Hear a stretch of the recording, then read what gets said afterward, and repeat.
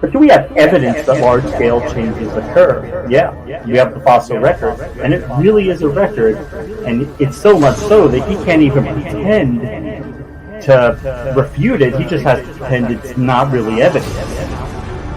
But anybody in this room who calls yourself a Christian, if you think you have scientific evidence to indicate you're God, bring it. You ain't got it. I win. How dare you create a world in which there is such misery that is not our fault? It's not right. Why should I respect a capricious, mean-minded, stupid God who creates a world which is so full of injustice and pain?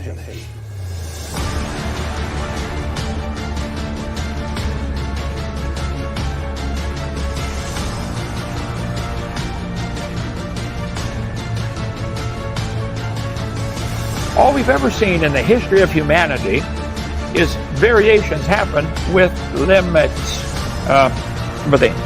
You really think an amoeba turned into a shark and a whale and everything? There's no evidence of a single-celled creature ever producing even a two-celled creature, let alone an elephant or a whale or a human. But they put them on, draw lines on paper. The evolution theory clearly teaches the Earth began as a hot ball of rock. As it cooled down, it began to rain, and it rained on the rocks for millions of years and turned them into soup, and the soup came alive. Wade, simple question. Do you believe you are related to a snail? Just a yes or no. Yeah.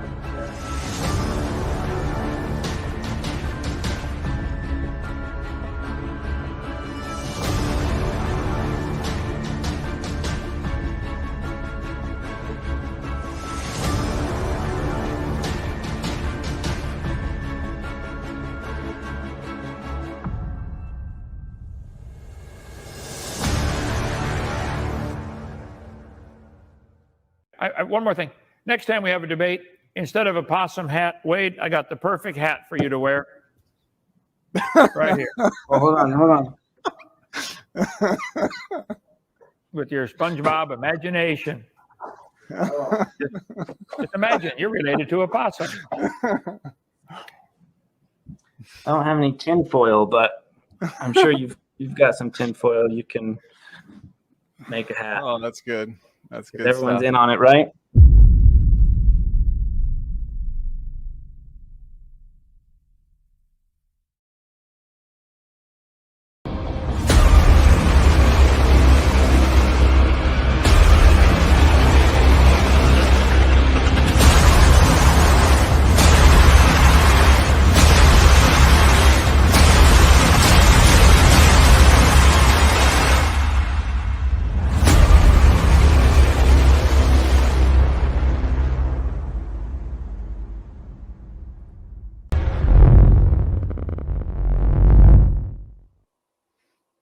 Okay, looks like we are live, everybody. Welcome to Standing for Truth.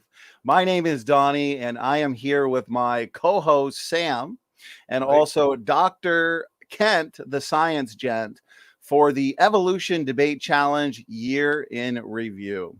We put out the Evolution Debate Challenge to all evolutionists at the end of 2021, and the challenge was definitely fruitful. It was a wild year.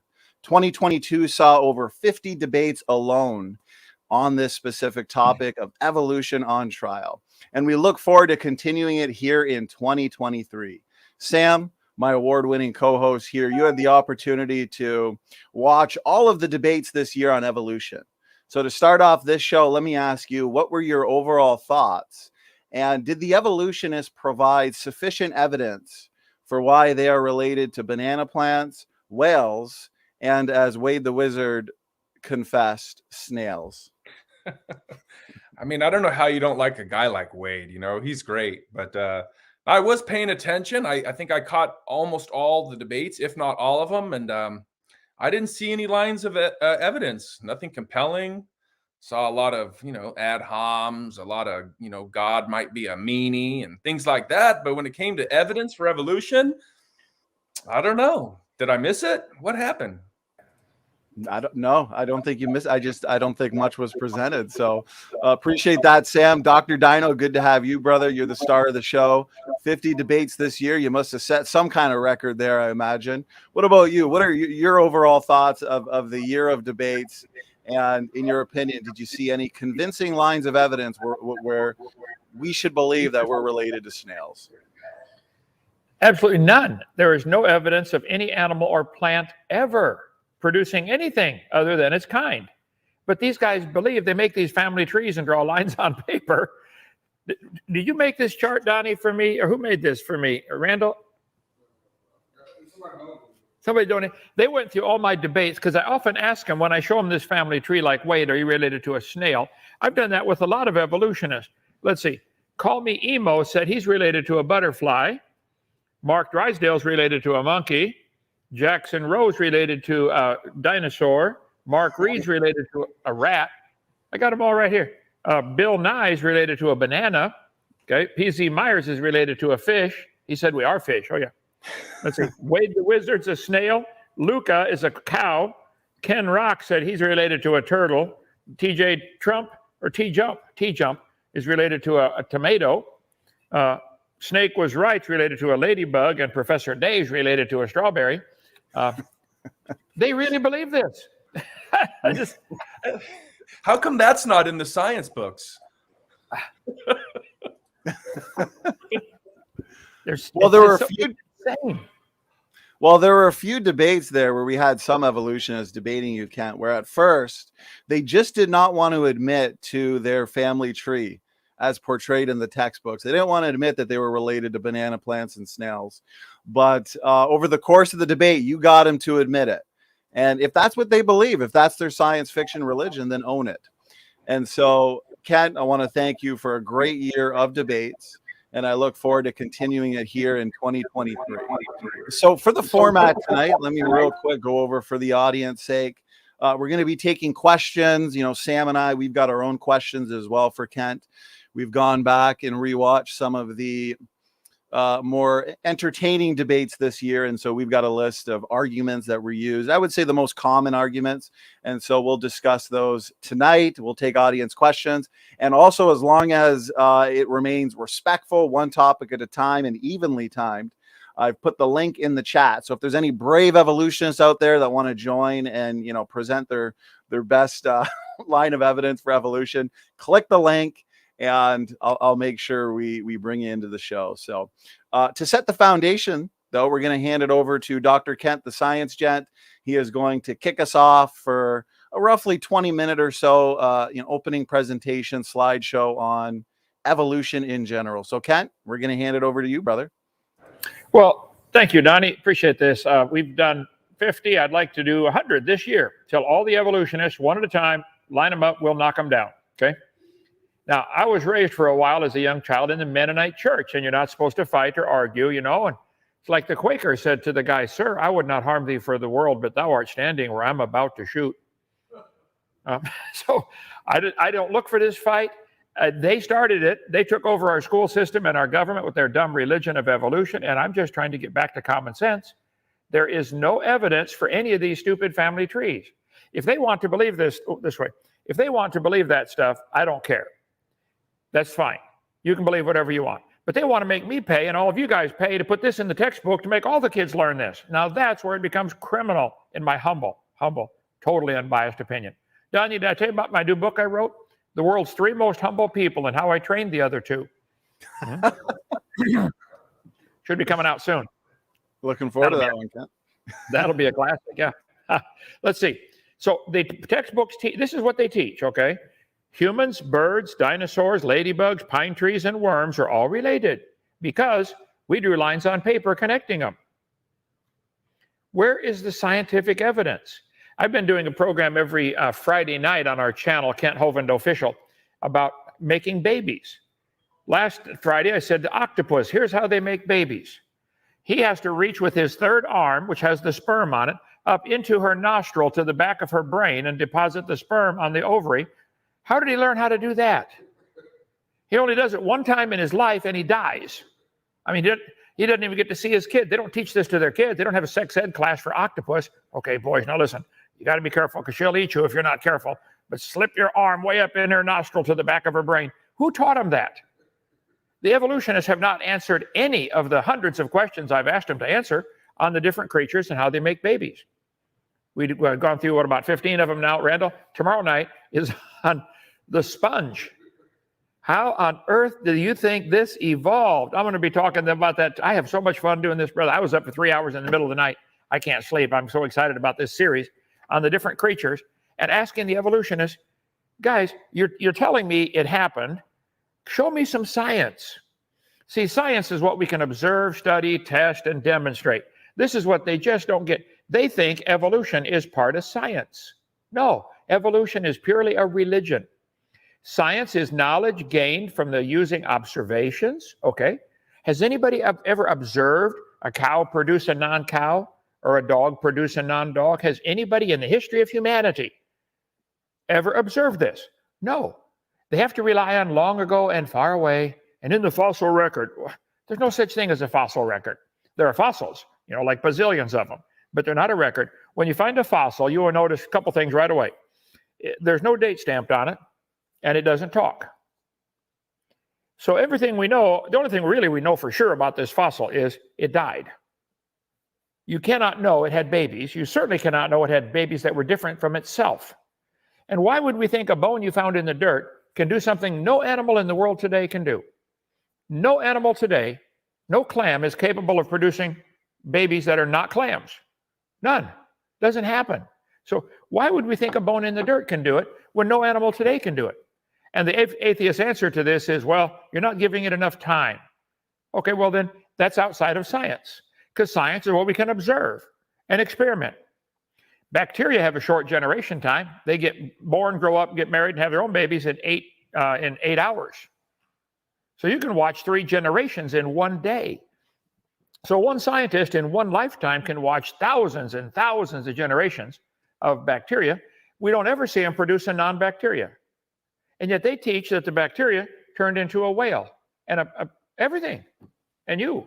So I'm just saying, evolution, even if it's true, it isn't part of science yet because it's not observable, okay? You get a problem. I have a theory. Cows produce cows, okay?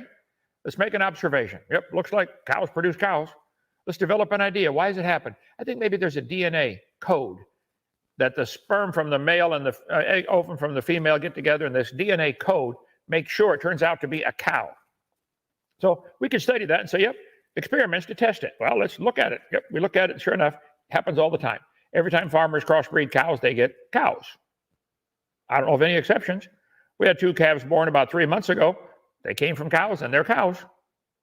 And by the way, those cows, our calves, when they were born, within 2 minutes, they were standing up, looking for the dinner table, and knew where to look. Who taught them that? See, for millions of years, they were born, but they all died because they didn't know how to find the udder. They all died for a long time. It was sad until they finally evolved. Yeah, okay. So let's predict what will happen in the experiments. I predict if you crossbreed cows, you get a cow. I predict that, okay? Let's observe what happens. They make a cow every time. Modify the idea if the prediction is wrong. Nope, our prediction was right, so we're done. So cows produce cows, must be genetic. Keep breeding them. Babies will be cows.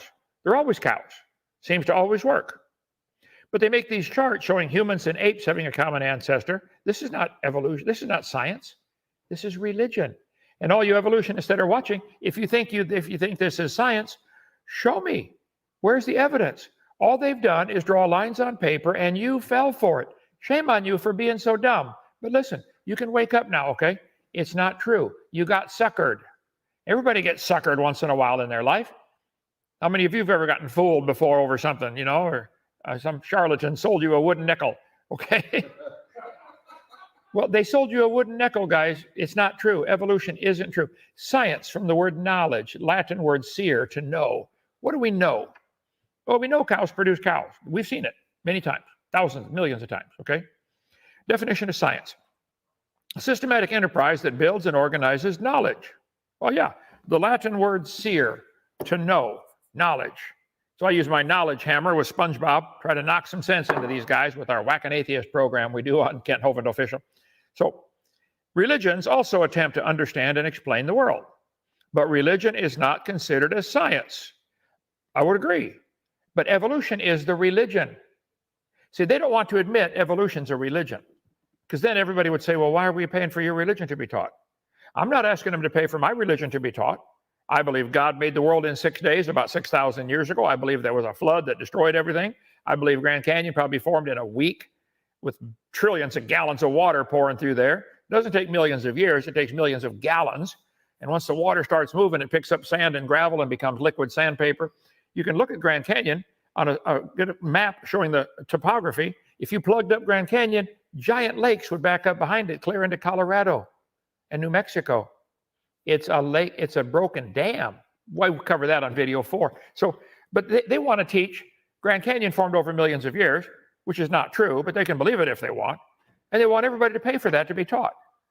I think evolution and all this millions of year stuff has no place in any publicly funded institution, whether it be state parks, national parks, anything tax funded should not teach evolution. If you disagree, tell me why, because it's not science. Science, how would you define science? Knowledge attained through study or practice. Have any farmers ever practiced, crossbreeding their cows? What do they get? A cow every time. So my point is, evolution isn't science. System of acquiring knowledge. Okay, we acquire knowledge by observation, experimentation, testing. Do an experiment or a test, I want to see it, where you take any animal and make something other than its same kind. Has anybody ever done an experiment like that? It only takes place in the imagination. Just imagine millions of years ago. That's not science. Yeah, but we have fossils. Fossils don't prove anything. In an honest court of law, no fossil would be admitted as evidence. You couldn't prove it had any kids at all. And then they make up this stupid geologic column. They say the layers are different ages. I say, guys, if the top layer is younger, where did it come from? Outer space? All the layers are the same age, whether it's 6,000 or 6 trillion. They're all the same age. When you shake up a jar of sand, gravel, rocks, mud, I got my sand art thing somewhere here. Oh. When you flip these things over, it makes many layers in a matter of minutes. It doesn't take millions of years. And the layers are all the same age. They're all in here at the same time. So, Tim, we've had 50-some debates, and I'll do 100 more. Oh, got to get in focus. Daniel's on right there. Okay. Bring them on, as many as you want. I'll be 70 in 10 days. Grandpa made it to 86. I'm going to beat that or die trying. So let's do 100 a year for the next 16 years. I challenge all the atheists in the world, one topic at a time. You go first. Give the best evidence for evolution. There is none. You need to give it up. So this is much more serious than just an academic argument. Your soul is at stake on this. See, there are 3 kinds of life on this planet. Plant life, which seems to only have a body. Animal life, which has a body and a consciousness of life. Let's call that a spirit. Animals are not only alive, they seem to know that they're alive, as opposed to plants. There's certainly something different between plants and animals, whatever it is, okay? Then there's man. Man has a body, a spirit, and a soul. We're not only conscious of life, we're conscious of a higher being. No cow prays before he eats the grass. No animals pray before they eat. They're not conscious of God, apparently. So if you have a body, soul, and spirit, what's going to happen when you die? Is it all just disappear? Certainly the body will disintegrate, but what about your soul and spirit? And whatever you believe on that answer, are you sure? Pascal's wager would be good here. I mean, you really willing to risk everything on that? So here's questions I would like any evolutionist to answer. Do you agree the standard definition for science is knowledge man has attained by observation, experimentation, and testing? If you're honest, you'll have to say, yes, that is the definition. How would you define the word evolution? Well, that has 6 different meanings, 6 different levels. How do you define the word species? There are at least 21 different meanings of the word species I can find on the internet. What's the best evidence you know of for any plant or animal turning into a different kind? They'd never give any. Donnie, we keep asking them for this. What have they given? Where is the evidence of an animal producing a different kind? Evidence, available body of facts or information indicating whether a belief or position is true. Evidence, simple definition, a sign which shows that something exists or is true. They found evidence of a robbery, for example. Okay. Evidence, that which tends to prove or disprove something, ground for belief. you've been asking Donnie for a year here, where is the evidence for evolution? I haven't seen any presented. You guys here at the ministry here, Dinosaur Adventureland in Alabama, has anybody seen any atheist in these debates? Randall, what's the best one they've given, do you think? None. There is none. These family trees are pure imagination. 4 types of evidence that can be proven or disproven at trial. There's real evidence, okay? Demonstrative evidence. I can demonstrate it for you, okay? There's documentary evidence, okay? And there's testimony, okay? Does anybody have any real evidence of an animal producing a different kind? Does anybody have any evidence? They make these family trees and draw lines on paper. Does anybody have any evidence of an amoeba producing something other than an amoeba? Or protozoa or bacteria, whatever you want to start with, any of the 20,000 single-celled creatures? Can they demonstrate it? No. There's no real evidence. They can't demonstrate it. Is there documentary evidence? Did somebody in the past see it and wrote it down? Nobody's ever seen it. Testimony? Can somebody give a testimony? Well, I crossbred my cows and I got a frog. I don't think so. It doesn't happen. The whole point is that I keep making, and boy, they hate it. Evolution is a religion. I point out that there are 6 different meanings to the word. There is cosmic evolution. Boy, they want to avoid that like the plague. They have to get the origin of time, space, matter. If you want to have something evolve, where did that something come from? They want to start off with living material. Oh, stop. No, you can't. It's like the guy, God and atheist were arguing, and the atheist said, I can make my own universe. I can make man from the dirt. God said, well, let's have a contest. Let's see you do it. So the guy leans down, gets a handful of dirt. God says, oh, no, get your own dirt. What are you going to start with, atheist? What are you going to start with? Come on. Then you'd have to have chemical evolution. All the elements, like hydrogen, has to turn to all the elements, gold, silver, platinum out of hydrogen. I want to see that, okay? Never happens. Then their stars have to evolve. They've never seen a star form. You see stars blow up once in a while. That's the opposite of what they need. Then you have to have life get started. They never see that. Then you have to have macroevolution, where an animal or plant changes to something else. It just doesn't happen. Microevolution is a lousy term. We shouldn't use it, but they do, so I'm just going to define it. That's a variation within the kind. That has been observed. Lots of variations. There are now 400 varieties of cows that farmers have developed. Some give more milk, some give more beef, some can handle the heat better. 400 varieties of cows. They're still a cow. That's a variation within the same kind. There are 339 recognized breeds of dogs by the American Kennel Association. Might have had a common ancestor called a dog.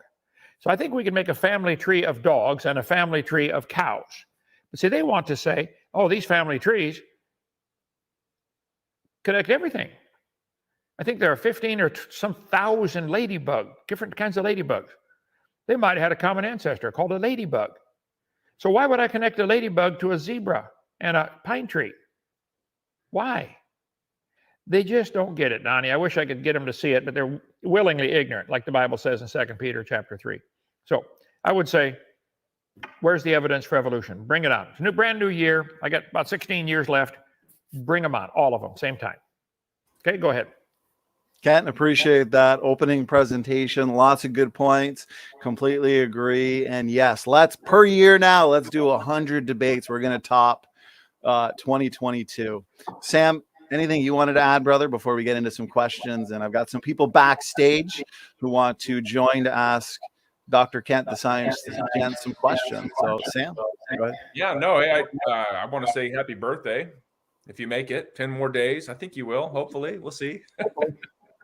And yeah, I'm looking forward to another year, and I appreciate your content, and you too, Donnie. So yeah, I thank both of you guys really. So my pleasure. My pleasure. Kent, I love the hat. Come to Dal, RN Run. I've been calling him RN Run for a little while because he's been running from the Evolution Debate Challenge, unfortunately. So it's 2023. RN, we're ready for you.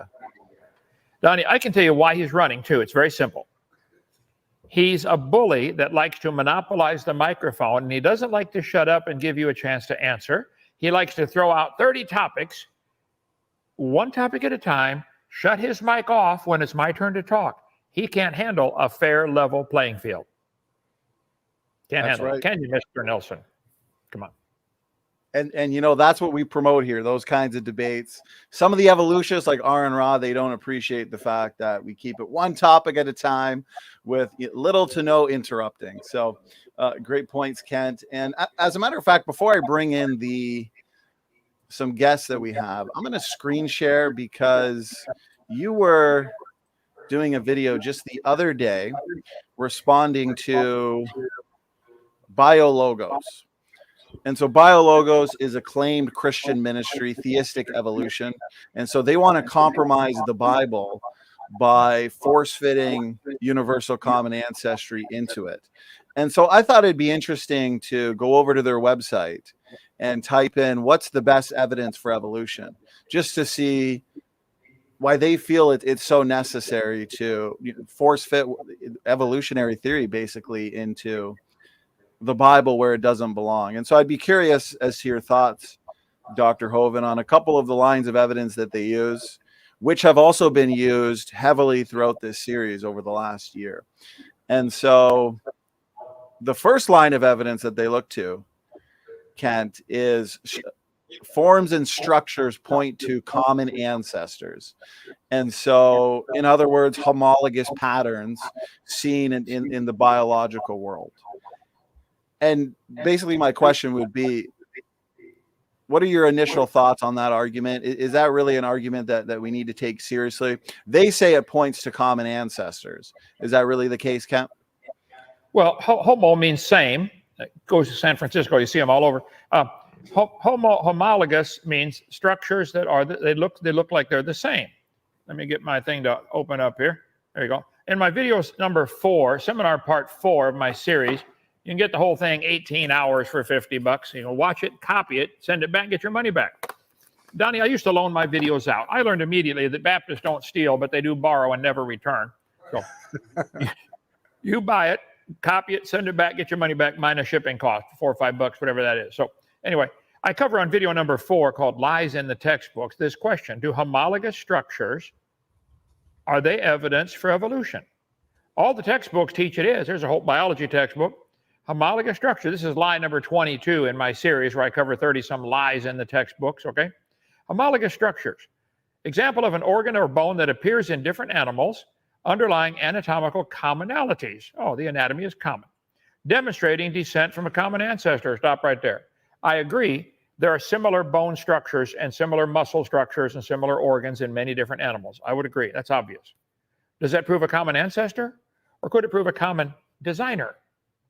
See, they only give the kids one option here and say, oh, it's evidence. No, it's just as much evidence. It's actually more evidence of a common designer. It sure works pretty good. You got 2 bones in your wrist, radius and ulna. You can turn your hand all kinds of different ways. How many use yours and think it's pretty handy? Yeah, okay. So does the frog. So does the bat. So does the porpoise. This doesn't prove common ancestor. This is simple propaganda that they've got here. It says they seem to be related. This is baloney. Homologous structures are not evidence for evolution. They're just as much evidence of a common designer. Homologies can be revealed by comparing anatomies of different living things, okay? Looking at cellular similarity. Well, suppose they got similar cells. You know, I think you'd find most cars on the road have a lot of similarities, like the tires are round and made out of rubber. They roll better that way and they absorb the shock of the road. Does that prove something? That's a good design that works. That's what it proves. I think most of them are made of nuts and bolts and metal and things like that. I think most of the windshields are made out of glass. Pretty hard to see through aluminum.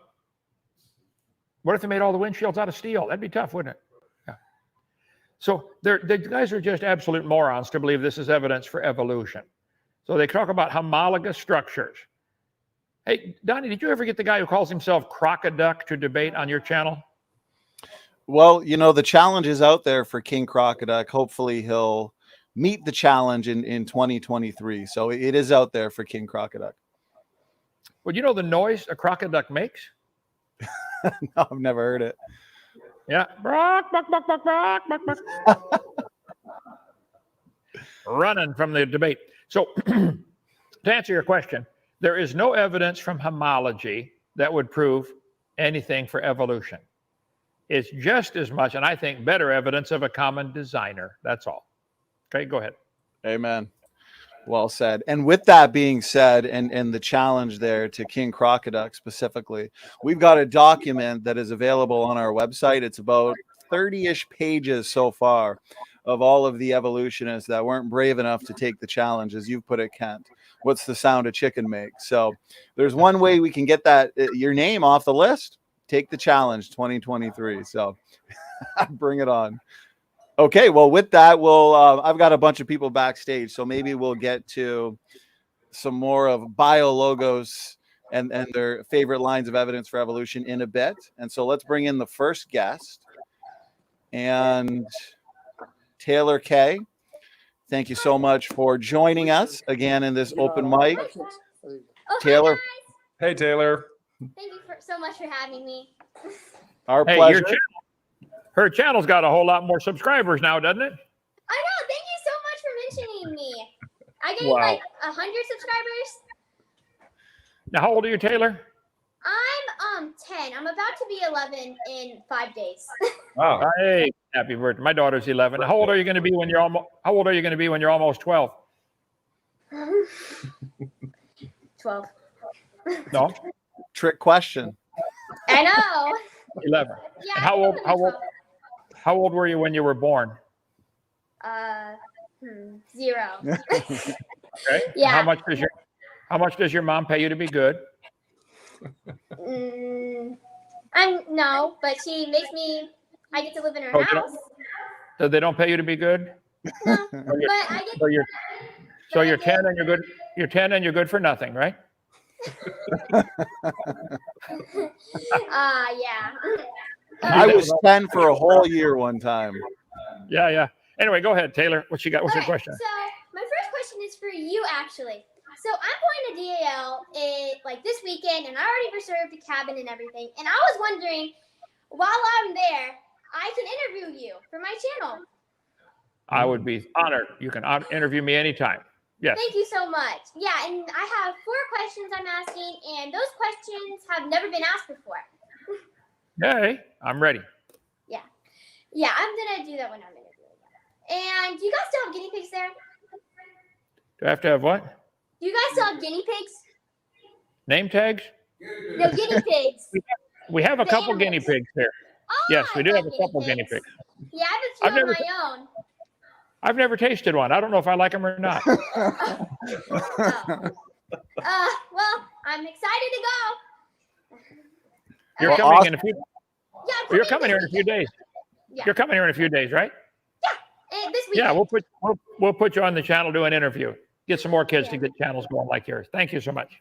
And I have one more question, and it's for Donnie. Okay, what's your favorite topic to cover? Do you like end times, creation versus evolution, Bible versions, the flood, or like the Trinity, like all those? Good question. I like all of the above.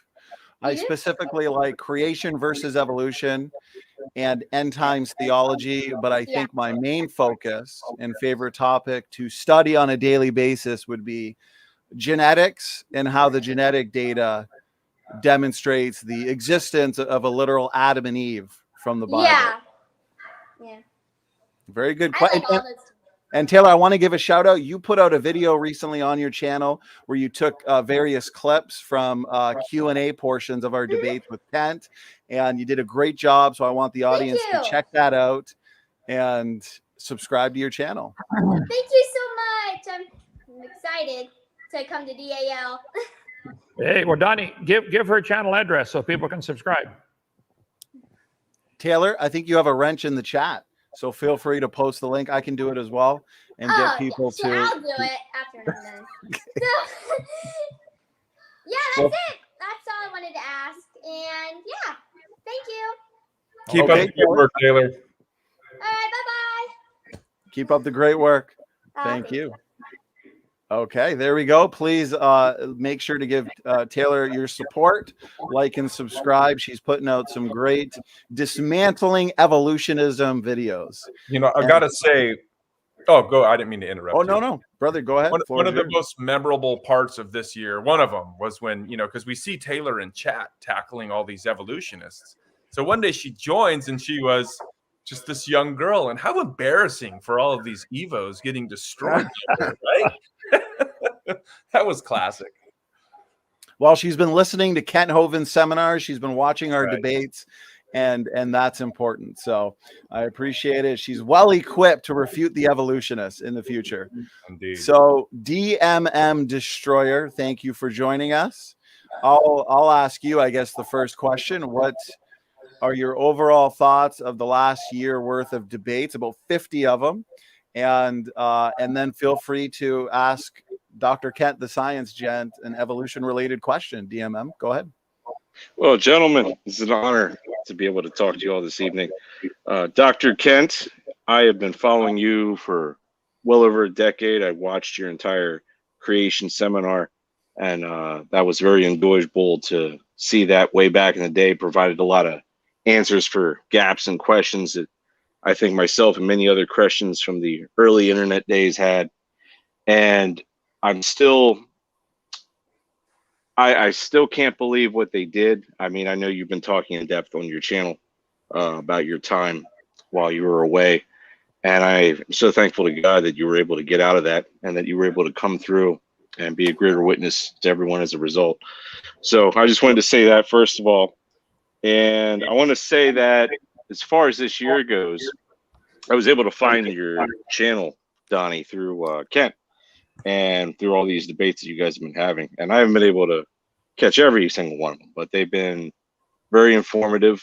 And there's been a lot of bruised egos, I would say, that I've observed from the side trying to defend the position of evolution. And it's quite disappointing because they come in with it as an absolute truth when the subject matter is it's on trial, and the information provided is just the same things in rhetoric that we've seen time and time again.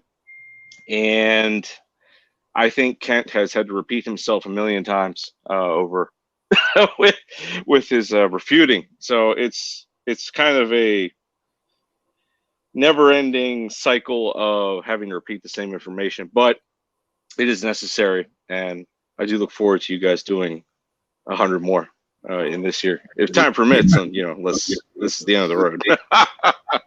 We'll do one every single day if we've got enough evolutionists to take the challenge, right, Cap? Amen. He said he's been following me for 10 years. That made me reminded me that so has the KGB, the IRS, the FBI. They're all following me, brother. But while I was in prison, I wrote 37 books, and you can get those on our channel, drdino.com. The one I did on the prison system called The Kennel, I would encourage you to give this to anybody you know in jail, or anybody you know in a police force, or judges, or any politician. It's a little simple book. I wrote it under a false name. I'm embarrassed. I had to go to jail to figure out the whole jail system should not exist. Under God's law, the punishments are fine them. You steal my sheep, you pay back 4 sheep. Everybody's happy. Man, I got 3 new sheep. Do it again. But now you steal my sheep, you go to jail for 5 years, and I got to pay to feed you for 5 years in jail. This is dumb. So there's fines and there's beatings. I asked 1,000 guys. Randy, you were in with me for 9 months in jail. He's now our tech guy here. I asked 1,000 guys this simple question from my book, a survey I did. If you were given an option after trial, they said, you're guilty, no question, you're guilty. Yes, Your Honor, I'm guilty. Here's your choice. You want 5 years in prison or 20 lashes? 999 of them said, I'll take the lashes. One guy said, I don't have a job out there, I'll just stay here. Okay. In the Bible, you find them or you beat them or you kill them. For certain crimes, they just ought to be executed. I mean, if somebody rapes your daughter, he goes to prison for 20 years. She's now got to worry about him getting out 20 years later, and you'd like to wring his neck for 20 years. You don't have any peace and satisfaction. You ought to watch him hang. For certain crimes, people just ought to be executed. Find them, beat them, or kill them. That's the biblical method. At least make it an option. But see, congressmen and senators and police can own stock in the prison system. So the more people they lock up and the longer they lock them up, the more money they get on their investment. Get my book, The Kennel. Then I wrote my book about end times with my chart behind me here.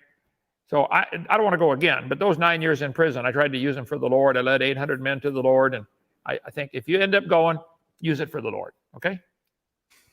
Amen, Absolutely. brother. He that winneth souls is wise. So that is a blessing right there. I'm sorry, DMM, go ahead if you had a follow-up.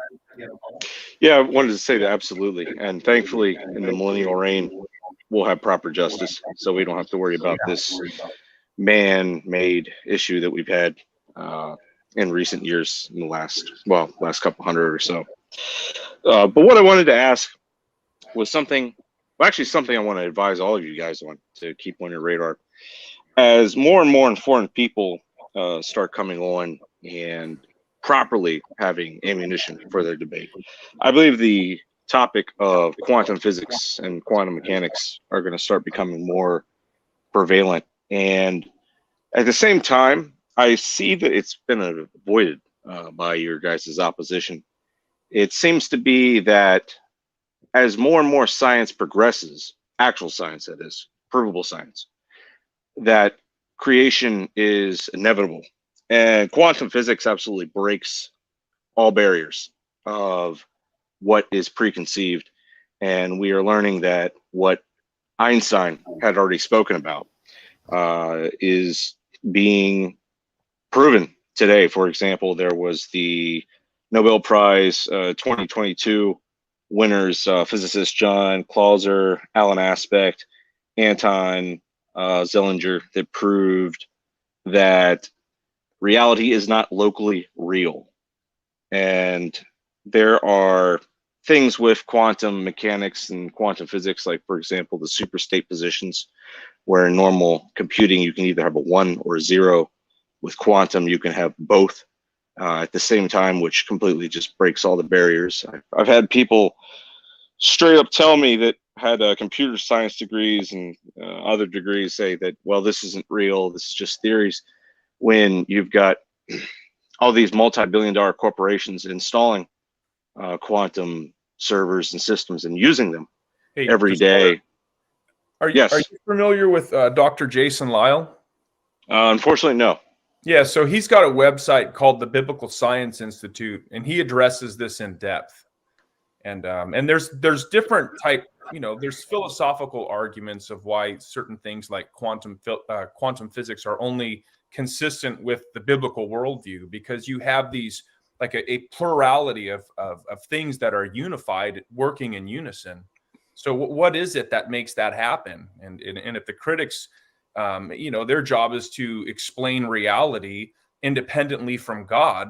Well, I want to know what unifies these, quantum waves or these quantum particles or whatever these things are, right? And if they're not able to explain that, then they haven't done their job. There's nothing about quantum physics that's incompatible with the biblical worldview. Right. And I'm going to jump in here real quick. I appreciate that point and question on quantum mechanics. Sam, I appreciate the response. I want to now make sure we're moving along smoothly. I got more and more people joining the backstage for questions for Kent. And so let me, I'm just going to go in order. And so let's start with Ken. Ken Rock, good to have you. Good to see you again. You did a debate trilogy with Dr. Dino. So that trilogy was a ton of fun. As a matter of fact, for those that enjoyed it, we do have all 3 debates linked together as one long trilogy video. So Ken, good to see you. How you been? And if you had a question or something for Kent, feel free to have the floor. Oh, Ken, I'm not sure if your audio is clicked on from your end. I know you've got the headset, so you might have to. Let's see. Try to do another audio test, Ken. You might have to go into the settings in the StreamYard and just make sure you have the correct one on. So maybe, Ken, as you're figuring that out, I'll go to the next person just so we're moving along smoothly. Once you got it figured out, just let us know. Give us a cue. So the next person that joined was Mimosa J. So Mimosa J, thank you for joining. I'm unfamiliar with who you are, so if you wanted to, give yourself a real quick introduction, and then if you had a question for Kent specifically, go ahead and just make sure to unmute yourself. Yeah. Hi, I'm Mimosa J. I'm just a dude. been following Kent for a few years now, and I do have a question for Kent, because I've noticed in the last few debates he's brought up the topic of not actively brought it up, but in passing brought up the topic of Hitler and evolution. And I don't think Kent realizes, or Kent, I don't think you're aware, we're ignoring if Hitler accepted evolution or not. The Nazi regime itself was not based on evolutionary thought. It was based more on politics of Eastern Europe at the time, post WW1, and on top of it, anti-Semitism, which already existed due to Orthodoxy Christianity in Eastern Europe again. So don't you think it's a little disrespectful to the victims of the Holocaust to bring up evolution in a way that 100% is disingenuous? Because to make another analogy, I could use gravity as an example, as like, let me word real quick. I can use the dropping of the A-bomb to vilify gravity. I could do that, but I look like a complete idiot. And on top of that, hold on. You want to go ahead and answer that, Kent? Sorry, we're just going to make sure that everyone. And before you do, Kent, I just want to let anybody know, who joins further. We want to make sure that the questions are kind of wrapped up quickly, just because we got limited time and a ton of people here. So let's try to not monologue or anything like that. Just kind of make a couple points, introduce who you are, and then get a question in there real quick. So Mimosa J, thank you. We're going to allow Kent to respond. Kent, go ahead. Well, I point out on my seminar part 5 of my series, The Dangers of Evolution, how the theory is not only stupid, it's dangerous. Charles Darwin's title of his book, The Origin of Species by Means of Natural Selection or the Preservation of Favored Races in a Struggle for Life.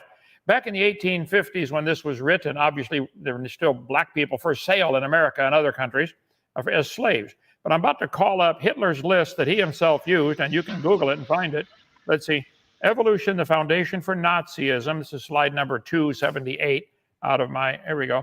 Let me get Alt DV, because it's a fair point, and I want to be right. I want to teach the truth, okay?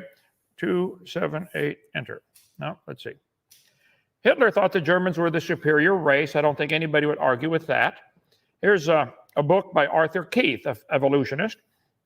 The German Führer consistently sought to make the practice of Germany conform to the theory of evolution.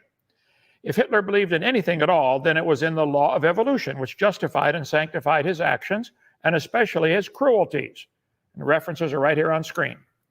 If it were possible to form a state of an army exclusively of homosexuals, these men would direct all their emulations toward honors and going into battle with such a spirit that even if their numbers were small, could conquer the world. Okay, let's see. Where's Hitler's list here coming up? It remains characteristic of the Germans that they outwardly, the most brutal, masculine of all European peoples, are the most homosexual nation on earth, Knickerbocker said. Okay. Direct line runs from Darwin through the father of eugenics to the extermination camps of Nazi Europe, the New Scientist magazine.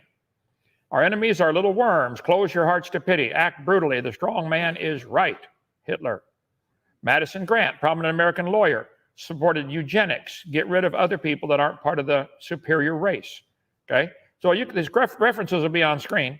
The Passing of the Great Race, Arthur Grant's book. So I understand your concern, but I think you are wrong. Okay, evolution plays a big part in Hitler's theory. Hitler's book is full of his racist philosophy. Hitler's mind was captivated by evolutionary thinking, probably since he was a boy. Evolutionary ideas lie at the basis of all that is worst in Mein Kampf. Hitler said, right here, no more than nature desires the mating of a weaker with a stronger race, stronger individuals, even less does she desire the blending of a higher with a lower race. He kept talking about the Aryan people. Here is Hitler's hit list. Blonde-haired, blue-eyed Norwegian, close to pure Aryan. German, brown-haired, blue-eyed, predominantly Aryan. Mediterranean, Slavic, Oriental, slightly ape, black African, mostly ape, Jews, close to pure ape. I agree there was already anti-Semitism around the world, but you're muddying the water here, though. Hitler used that as, from the evolutionary perspective, these have to be eliminated. They are inferior. When Jesse Owens, the black American athlete, won the gold medal in the Olympics, Hitler wouldn't shake his hand. 1936. Jesse Owens said, "It's all right with me. I didn't go to Berlin to shake hands with him. All I know is now I'm here now and he isn't." So you are simply wrong. Evolution ties in directly to Adolf Hitler's philosophy and his thinking. There may have been more involved. He wanted to conquer the world, get an easy life, but they were certainly a major part of his theory. So I'm sorry, I'm right, you're wrong. Go ahead, next question. Well, the major part of the theory was the Jews were responsible for WW1 and the destruction of Germany's riches and empire. So again, you're not right. I'm just going to throw it out there, but I don't expect anything from a domestic abuser, to be honest. Okay, we're gonna kick him out now. Bye. All right, well, there we go. What a coward! What a coward! Okay, go ahead. Absolutely, and it's evidence that they're losing the debate, Kent. And That's so evidence. When they strike out like that, that's evidence they lost. Go ahead. he was supposed to join and provide his best evidence, and apparently that's his best. So anyways, and moving forward too, we definitely want to keep it on topic as much as possible. Evidence for evolution, and he's kicked. So okay, here we go. Ken, we've got you back. Maybe let's see if your mic is now working. And so it looks like it's still not coming in, Ken, unfortunately. Let me recommend one thing. We'll try one last thing. Click your settings in the StreamYard. Go down to audio. And under mic, you want to click the drop-down box. Make sure it's either on default or whatever your external mic is. That way you'll... No, still not coming through. Why don't you try unplugging your headset and seeing if your computer microphone will work?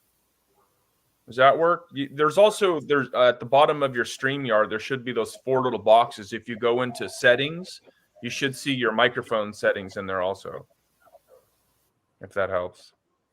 Okay, Ken, as you're doing that, I am going to screen share again. I'm going to bring up the BioLogos page. So I am kind of pretending, Kent, like BioLogos is here, as they have not yet taken the debate challenge. And their next line of evidence is, here we go, vestigial traits. So they say we can also look at the bodies of animals today and find features that are similar to what other animals have, but which no longer seem to function or have different functions. Let me point this out first.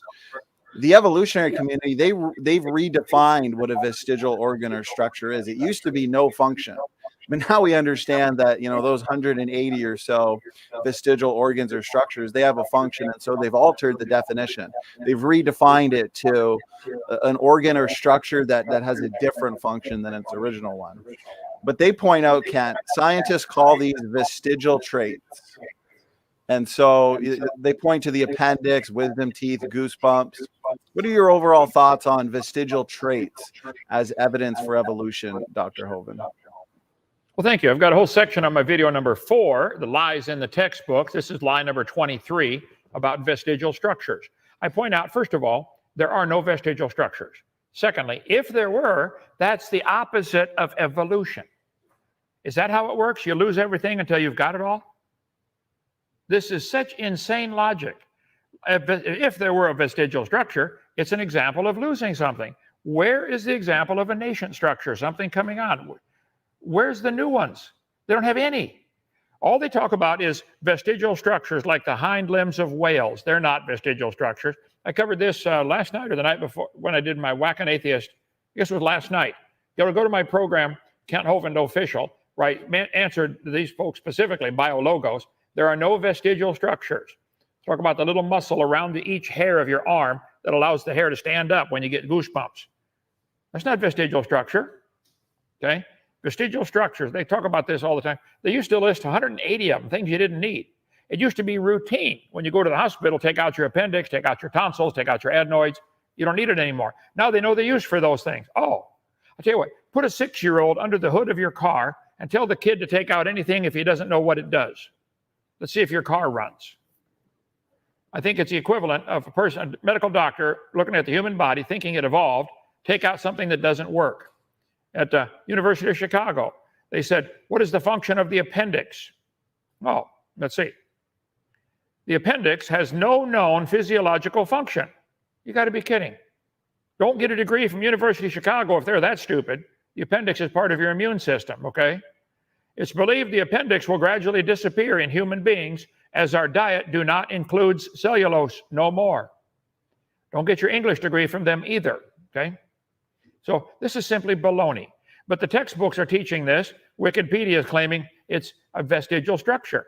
You need your appendix. It's part of your immune system, okay? Let's see. Long regarded as vestigial, this is 20 years ago. The appendix is now thought to be one of the sites where immune responses are initiated. Well, yeah, about time they figured out what it does. The appendix is required to activate killer B cells, and your immune system, like your thymus, activates T cells. So it's been known for a long time the appendix is not, there are no vestigial structures. But if there were, that's the opposite of what the evolutionist needs. Absolutely opposite. So I stand my ground. You can live without your legs, without your arms. It doesn't prove you don't need them. So I cover that in great detail with all the vestigial structures. The big one they use is the tailbone, the appendix. The humans have a tailbone they don't need anymore, no use. I'll pay for yours to have it removed. If you think the tailbone's vestigial, come to DAL. I will sterilize my Swiss Army knife. I'll take out your tailbone for you, okay? If you think it's vestigial, I'll pay to have yours removed. Yeah. So it's simply, look, it's so stupid. There aren't any vestigial structures, but if there were, again, that would be the opposite of evolution. They talk about the whale having a vestigial pelvis. I cover that in great detail in video. We got a lot of people waiting for a question. But yeah, no, there aren't any. If there were, it still wouldn't help their theory. Very good, Kent. And a couple other lines of evidence that evolutionists have brought over the last year actually apply in a way to the vestigial trait arguments, such as endogenous retroviruses, as you know, and pseudogenes.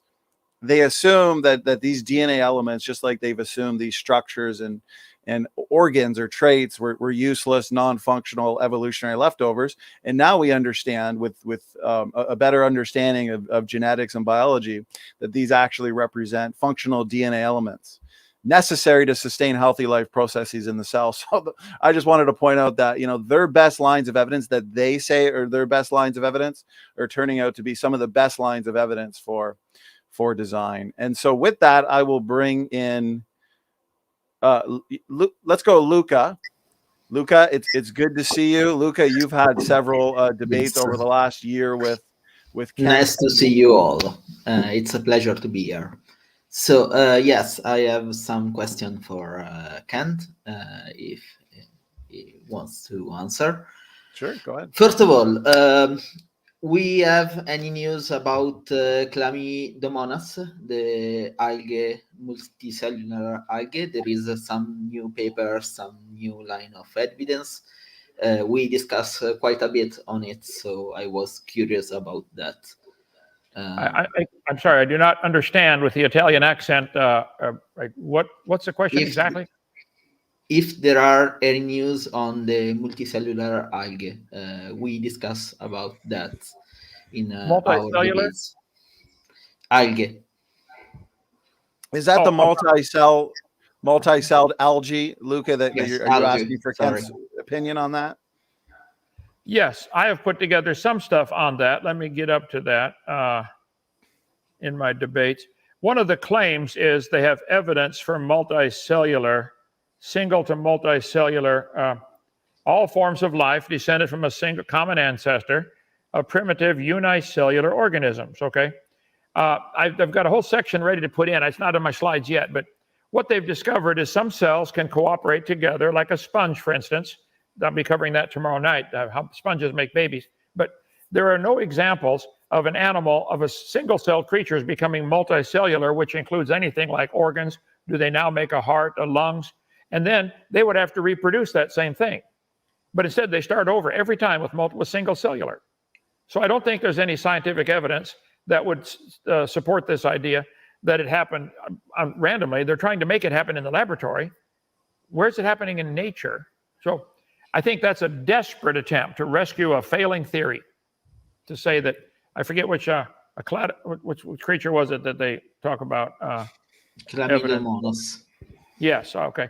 I don't have those slides put in here yet. Matt Powell will be back tomorrow or the next day. He's been on vacation in Michigan, but he's putting together a whole bunch of stuff on that particular topic. Let me get it here. Yeah, I got too many things open on my desktop here. So yes, if you want to have another debate on that, call Donnie. Let's schedule a time, and I'll get everything ready by then. But keep in mind, going from single cell to multi-cell is only one tiny step of trillions of steps you guys don't have any evidence for. How did this life get started? How did the single-celled one get started? If you did have a multicellular creature, who's it going to marry? And now you got to not only find somebody to marry, it's got to take over the whole world's population. I have a very good idea about that. I do know quite a bit about abiogenesis. So if you want to debate that, I'm more than willing to do so. Well, we're trying to line up 100 for this year. So, Johnny, sign them up. We're signing you up, Luca. My second question is about horizontal gene transfer. I know that you have a lab at your place, for what I can understand. Are you setting some experiments? And Luca, let me just reiterate what you said, just so the audience can hear. Are you saying horizontal gene transfer? Yes. In bacteria specifically? Mutation, sorry, not mutation. The process behind the GMOs, organism, genetically modified organism. The whole mechanism behind that. Okay, so the genetic mechanisms behind genetically modified organisms, you're saying horizontal gene transfer, and so transferring genes from one organism to another one? Yes, indeed. Okay. I guess, Ken, but when it happened in nature, like the sweet potato plant, the natural examples that we know of.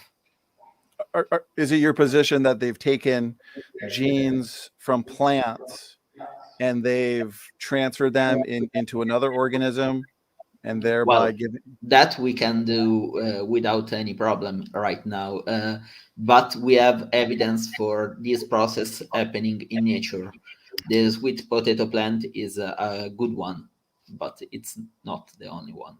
A wheat potato plant? A wheat two potato plant? No, sweet potato plant. The sweet potato plant was he went under this kind of process to became what is now. It was not the plant we know of. It undergo that process in a natural way in nature, and now is basically a mutant. And now it's a mutant plant. Okay, yes. I appreciate that, Luca. Let's give Kent, if you had any thoughts on that, Kent, go ahead. Yes, I saw once where somebody took a V8 engine and put it in a Volkswagen. Did this plant you're talking about, did this happen in nature, or did somebody have to do that? They had to actually transplant the genetic code.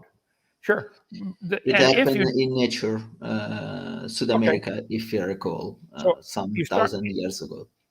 All right, you start with two very complex gene codes. Each gene code in each one of those original ones is more complicated than the space shuttle or than probably our whole computer system of Alabama. That's not a good illustration. Of the whole computer system of America, the whole internet is not near as complicated as the gene code of one plant. So if they get these two plants and can put them together, either in nature or in the laboratory, what does that prove? Does that prove, therefore, it did happen randomly? They were not plants. One was not a plant, was a bacteria. Okay. Well, send me the details on that if you'd like. I'd be willing to. No, Randall, I can. I'd be willing to investigate anything you have for evidence, because I've been asking, where's the evidence for evolution? Keep in mind, though, going from nothing to having matter, the Big Bang, that's not proven. Going from the Big Bang to produce all the different chemicals, all the 92 elements plus the synthetic ones, that's a step you're skipping. Going to the production of the plants and suns and stars, they want to skip that step. Getting life to come from non-living material, you want to skip that step. You want to start with number 4, living creatures, and claim that's let's see, and I got it right here. I don't think that's going to help as far as the evolution theory. Here we go, promoting the different. There it is. Okay. So as I point out many times, there are 6 different levels. You're wanting to only discuss number 5 and 6, which is fine. But the audience needs to understand that this is a diversion tactic away from the real problem with your religion of evolution. You don't have any answer for where did matter come from? Where did space come from? Where did time come from? Where did life come from? So I will be willing to look at your evidence, but this is such a tiny part of the big equation. I'm not familiar with what you're talking about, but send it to Donnie or send it to me, drdino.com. Is our email up on there, Randall? Yeah, DRDINO, it's our website. Send it. We'll look at it, have a debate on it, schedule it with Donnie. Okay? Okay. I can sign for the abiogenesis debate. It's number 4, so maybe that will be a little bit new. I just propose. Okay, Luca. Well, we will definitely talk. I appreciate your. It was a pleasure. And Kent, don't worry about it. I love to talk about science and about evidence. I never talk about anything else. And anyone on this channel can testify on that. Now, Luca, if you love science and you love evidence, keep studying. You can be an independent, temperamental, fundamental, right-wing, radical, chicken-eating Baptist one day. I doubt that, but thanks. Well, we'll keep trying, Luca. And I appreciate you always being respectful and always staying on topic. So I really do. As host and moderator, I want to thank you for that. Okay, so let's, Ken Rock, looks like you've moved to a different device. So why don't we give you a final shot here, as I do want to go in order. And to be respectful, I want to give you the opportunity. So, Ken, if you want to unmute, and we'll see if we can get your audio through into the show. Is it better now? Yeah, we can hear you now, Ken. What I'll do from my end is turn your volume up, and if I have to reiterate some of your points, I can do that as well. And so, that's Ken, fine. I appreciate you being here. You've done 3 debates with Kent, and so thank you for that. And yeah, a couple words of introduction, and then if you had a question or challenge to Kent, something like that, go ahead. Yeah, I'm sorry about that as well. My headphones that I had, they had taken a bad fall. I had been using them; they've been working just fine. So I think there's just a problem there. It actually is funny that you had brought up the Big Bang just now, because I actually did want to ask. Throughout all your debates, you say that in order to believe evolution, you have to believe the Big Bang. I do believe last time we had a debate, we went over this ourselves. I pointed out the fact that you don't necessarily need the Big Bang to believe in evolution. So how do you go from there? Okay, so real quick, let me reiterate. Kent, I'll unmute you, Kent, and it sounds like he's asking you why we necessarily need the Big Bang to also believe in evolution. Well, I just simply point out you do not have a complete theory at all if you're already starting with living material. You haven't really got a good theory then. Where did this living material, if you want to really exclude God, and you're welcome to do that, and claim we have a scientific answer for all of the life forms today, what happened to the first 5? I think it's a legitimate question. There are 6 different steps or stages that you have to get evolution to work. You want to start with number 5, we've already got living things? That's not a coherent theory. Would you mind pulling up your things? I didn't understand a word of that. Ken, can you reiterate would you mind that? Pulling up? Yeah, would you mind full screening Kent real fast so we can look at the full screen Kent? Yeah, I'll try to make this fast real fast. He's full screen. Okay, so the first one itself would be the Big Bang Theory, obviously. I've already told you multiple times, I believe in God. So that wouldn't apply to someone like me. Okay, so Ken Rock has said he believes in God, and therefore cosmic evolution wouldn't apply to his belief in macroevolution. Ken. Okay. Well, do you believe this God that you believe in? If he's really God, why would he go through all these stages of what? Doesn't he know what he wants? Why not just make it right first time? Create the man out of the dirt. Why let it evolve from something else? So certainly, if you believe in God, this is not the God of the Bible, I would point out. You're welcome to believe in any God you'd like, but it's not the God of the Bible. It's also not a very smart God who can't just do it right first time. You got to practice and play around and let things evolve. So I think that this position called theistic evolution, which some people try to take, that God, that's what biologos does. God used this process. I say stop. There's no evidence of evolution at all. Nobody's ever seen any animal produce a different kind of animal. So why would we say God did it that way when there's no science to back up that it even happened that way? So yes, if you wish to believe that God skipped these first couple stages to get life started, or that life came from a different planet on transpermia or from a UFO or something, that's an example of their willingness to bypass the first four because they don't have an answer, which means, as I point out, you don't have a complete theory. You have a religious belief. And I wish they would just admit it and quit making everybody pay for it. Evolution is nothing but a religion. You're welcome to keep it. I just don't want to pay for it. That's all. Thank That's you. fair. And I can continue. Oh, sorry, Donnie. Didn't mean to interrupt you there.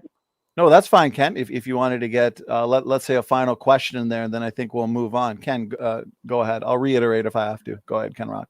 Oh, that's fine. If that's the case, then we'll make this fast.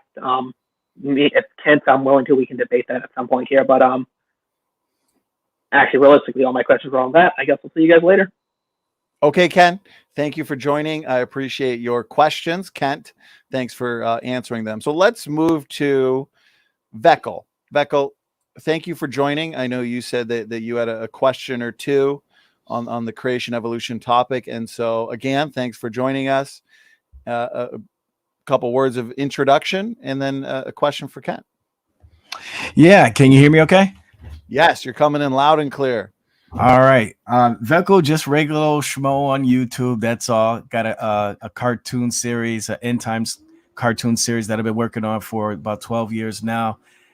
Just a hobby, nothing professional. I'm not working with Warner Brothers or anything like that. Just a hobby that I have, a very time consuming hobby, and also practice a little bit of apologetics as well on my channel. So today I'm here with my 5-year-old daughter. She has a question. And by the way, Kent, I've been following you for many years. So love your stuff, man. And still got all your DVDs. Well, most of them. So, but I'm too selfish to give them away to anybody else. So, but anyway, my daughter has a question for you, and then I have another more complicated grown-up question for you. Here, go ahead. What's your favorite dinosaur? Oh, what's your favorite dinosaur, Cat? I like the Brachiosaurus. That's the guy with the real long neck, the biggest one ever found. And we want to build a giant brachiosaur here at Dinosaur Adventureland someday. But you need to come down and see it. We had a bunch of kids here today, took the tours I saw our farm animals and fed the cows and the goats and the sheep and the ducks and got to take the real tour around. We have 16 lakes and ponds. We have kids come from all over the world here, and it's a blast. Come on down. We'd love to have you. So to answer your question, Brachiosaurus, my favorite. Brachiosaurus. That's the one with the really long neck. Yeah, I'll show you a picture. The behemoth of Job. The behemoth. He can reach from telekinesis. Yep. Okay. On my business card, let's see. The Brachiosaur. Can you blow it up? Yeah. Yeah, there. See, that's what it is. That's what it looks like right there. You see? This guy. Brachiosaurus. Okay. And when he got a sore throat, it was a serious problem. Yeah, to wait a couple of days before that the cool mint gets down all the way. Yeah. But well, kind of a side note on that. Didn't it used to be called the Brontosaurus, or is that a different dinosaur? The Brontosaurus, they found out, was a misnomer. I don't think it's worth arguing about, but they put the wrong head on the dinosaur, and I believe they found a bunch of the bones and didn't find a head. And somebody said, I know where there's a head, so they got a different head and put it on. And so there really never was a Brontosaurus. Fred Flintstone, all that stuff. Oh, okay. I got you. Brachiosaur, Apatosaur, Cetosaur. There's 4 or 5 similar to that. Okay. That's the fossil record for you, right? Low quality science. Right. Okay. My other question is, and Donnie, you probably answered this already. What would be, we got evidence of fossils due to the flood, of all kinds of, sea creatures and even land animals. But what about humans, though? What's the evidence for humans being, found, victim to the flood. Are there any fossilized human skeletons anywhere, or have there been any found at all? Or? Well, yeah, quite a few human skeletons have been found fossilized, not nearly as many as other creatures, certainly not nearly as many as clams or brachiopods or trilobites. But I think there are probably less human fossils for a few reasons. I think humans were much bigger before the flood, so when they find a few scattered bones, they won't even recognize them as human because they're so huge compared to today's. They would say, oh, it can't be human, because they've already got it stuck in their brain. Man used to be smaller, and we're evolving and getting bigger, better, stronger, smarter. They're already stuck with that albatross to carry around, the evolution albatross. So they're not allowed to think, wow, look at this giant bone. This is a human. Oh, it can't be. It's too big. So I think some of the bones they're finding can't be. They can't admit that they're human because they don't fit the evolution theory. Secondly, humans are smarter than animals generally, and they would during the flood would tend to avoid drowning somehow until the last minute. So the creatures that drowned near the end of the flood, or could survive a few days on floating log mats or something, they would tend to be buried on top, or not to be buried at all. They would rot. Animals died today by the millions around the world. Probably none are going to fossilize. Fossilization takes very special conditions: rapid burial in mud, preserved from decay, and then the material has to soak into the bones and ossify it. Not ossify it, but petrify it. So I think there are less human fossils found because they would tend to not be buried.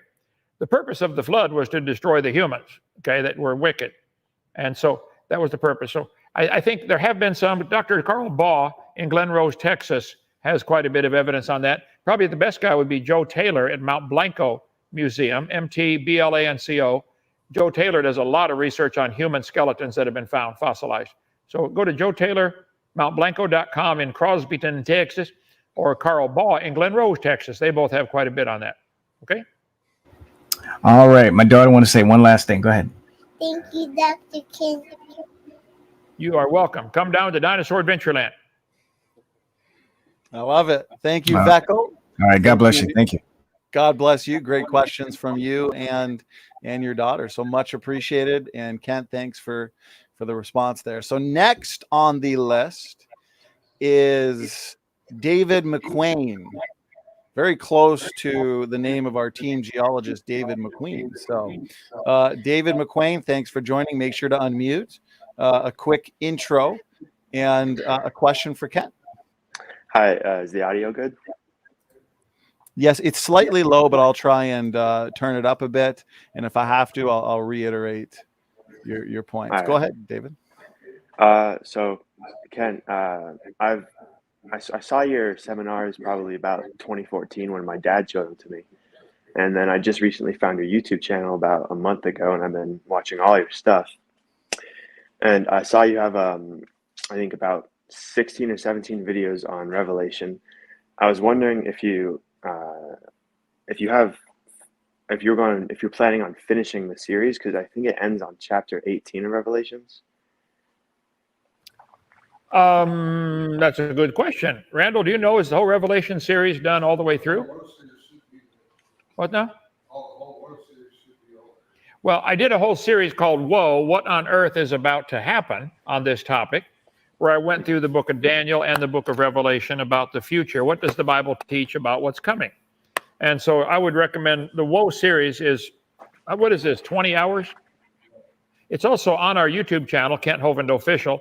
Just go back about a year and a half where I was doing, just type in what on earth is in the playlist. Well, that's what this chart behind me is about, the big chart and the small version of the same thing, what the Bible teaches about the future. Now, you may not want, you may not care what the Bible says. Well, you will when it comes true. Okay. So, but Yeah. as far as Revelation, I did Bible studies on quite a few things. The book of Genesis we have on videotape, a DVD series. I've gone through 1 Corinthians, other Bible. I'm doing Philippians chapter 4 this Sunday to finish up the book of Philippians. But I thought I finished Revelation. I think I did, but I do 6 sermons a week, and it's been going on a long time, and I'm getting old and senile. So I think I did. I'll go back and check when I get time. Okay. And then I have a second question. I saw a Q&A video of yours from a couple of years back, and you talked about a book. I don't remember the author's name, but the book is called The Signature of God, I believe.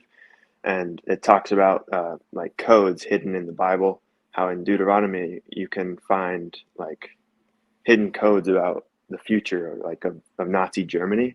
And I was wondering about how verified that work is. The author's name was Grant Jeffries. You can type in Grant Jeffries, Jeff Rees. Okay. Grant Jeffries, The Signature of God. I've got it in my library, but how many books do I have in my library here? Thousands. Okay. The whole church is lined with them. So I don't know where it is. I couldn't find it quickly. But type in Grant Jeffries, Signature of God, about the codes that are hidden in the Bible. It's really amazing. Only God could write a book like that, I think. Amen. All right. Thank you. Okay, David, thank you so much for joining. Appreciate the questions. And next is Cerna International. So Cerna, good to have you. And introduce yourself. Feel free to ask Kent the question. Oh, hello. My name is, can you hear me okay? Yes. Yeah. Okay. So my name is Aiden Cerna. I'm out here in Denver, Colorado. I had talked to Kent one time before. He had sent me some free information because I was ministering to some people out of China. I was over there for 7 years, and then I came here. My wife's Chinese. I have 2 kids. And I tried to outreach a lot to them people, and I think with the help of Kent Hovind and others, I helped bring the light to a lot of them. So first of all, I want to say thank you, Kent, for your hard work. And everybody's like, oh, you're not a doctor, you're not a doctor. I consider you like a general because I got my master's degree, you know what I'm saying? And that knowledge is so minute to when the Holy Spirit comes into you and they're like, wow, there's so much more to learn.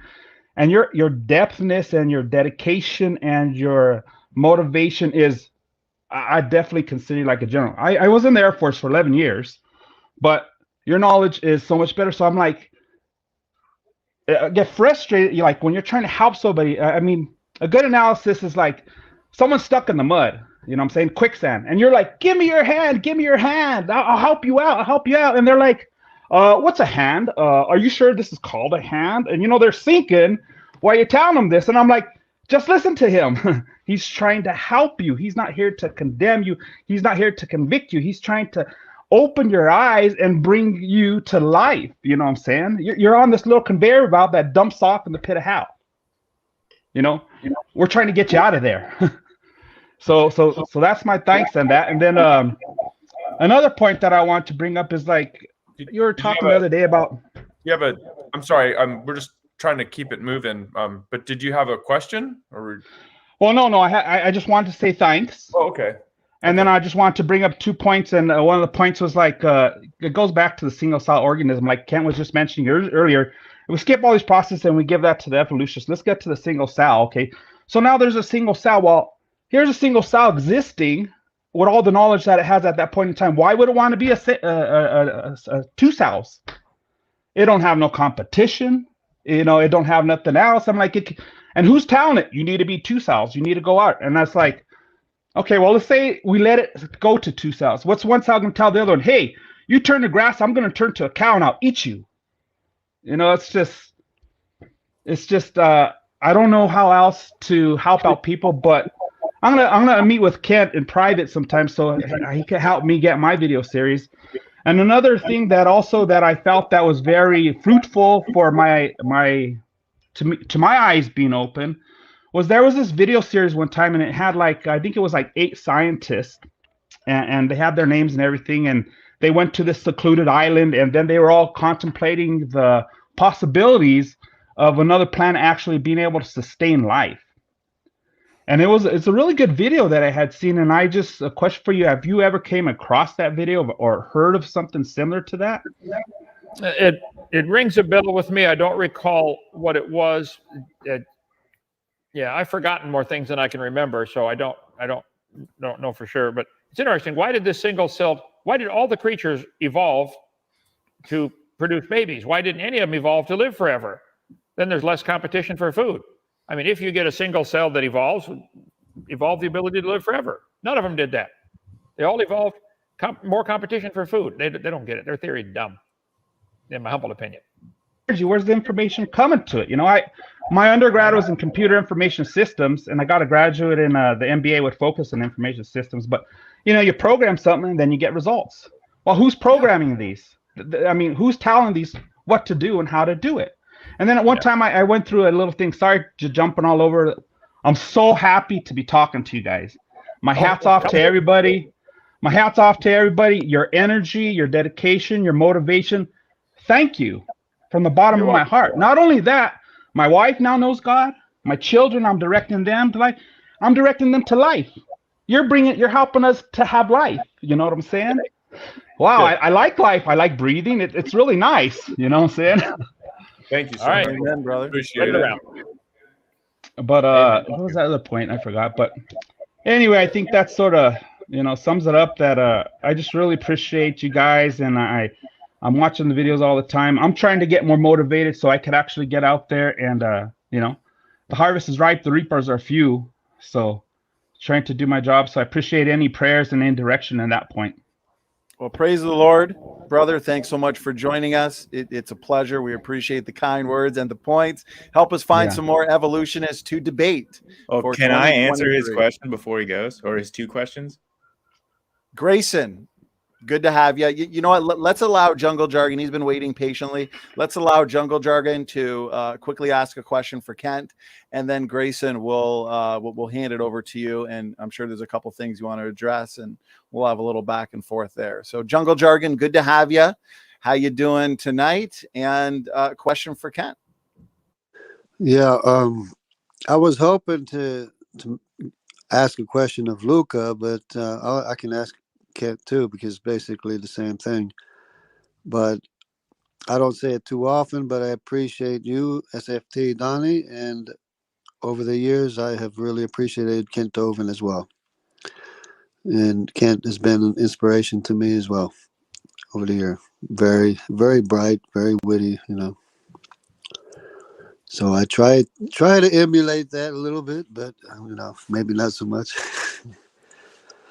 But You're doing a great job, Jungle. I appreciate it. So my question was about the out of Africa theory. And Luca was like a geneticist or something. He's in genetics and stuff, And so I think you might know about the S&Ps. The out of Africa S&P, markers that show that A turned into B turned into C turned into D and E, and F and G and H. So I wanted to ask him if that is solid, foolproof, or something like that. But I guess he's not here right now. But maybe somebody can address it. Maybe Redefine Living or somebody, or Dr. Kent Hovind. Well, let me just take what you said, Jungle, and kind of turn it into a question for Kent.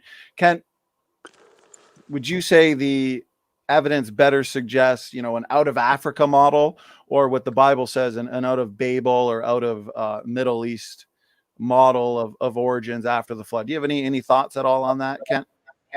Well, first, it's a very difficult thing to prove at all, because we're talking, thousands of years ago, and people moving around, the out of Africa theory, I think, is ridiculous.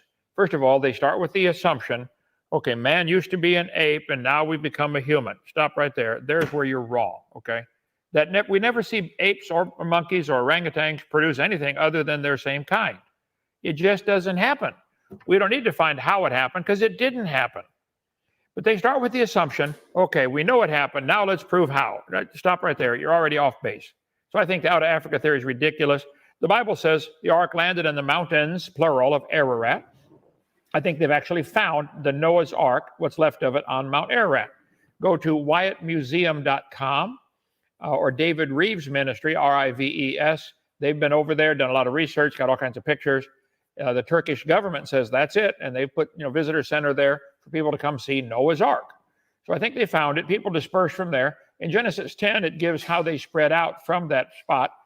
It appears that Noah's son Ham went down to what became Africa, because all through the Bibles you read about Egypt is the land of Ham.